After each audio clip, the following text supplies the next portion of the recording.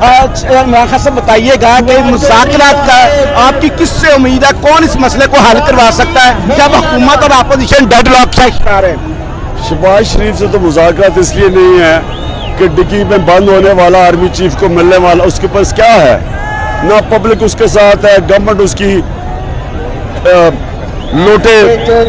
लोटों को साथ मिला के, और ये जिस तरह भी वो आया है बैरूनी साजिश के तहत, उसके पास तो कुछ नहीं है।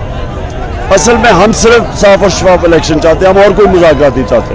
तो कौन एस्टेब्लिशमेंट ये मसला हल करा सकती है? डॉक्टर आरिफ अलवी बात करेंगे, इनसे जो भी बात करना चाहते हैं मुज़ाकरात के ऊपर, इलेक्शन के ऊपर। यानी आप आरिफ अलवी को ये इख्तियार दे रहे हैं कि जो भी मामला तय करना चाहे आरिफ अलवी से राब्ता करें इलेक्शन के लिए, सिर्फ इलेक्शन, और कोई मामला नहीं है, इलेक्शन का डेट दे।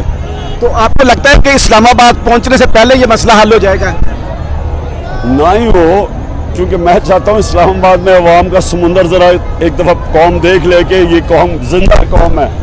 अब ये कौम को भेड़ बकरियों की तरह नहीं रख सकते कि अगर ऊपर फैसला किया एस्टेब्लिशमेंट ने कि कल वो चोर थे लेकिन आज वो पाक कर दिया, कौम एक्सेप्ट नहीं करती। तो खान साहब, एक इस्लामाबाद में माहौल बनाया जा रहा है जैसे ये लॉन्ग मार्च में लाखों लोग आ रहे हैं, इनमें शायद कुछ जत्थे भी शामिल किए गए और इस तरह के इल्जाम लगाए जा रहे हैं।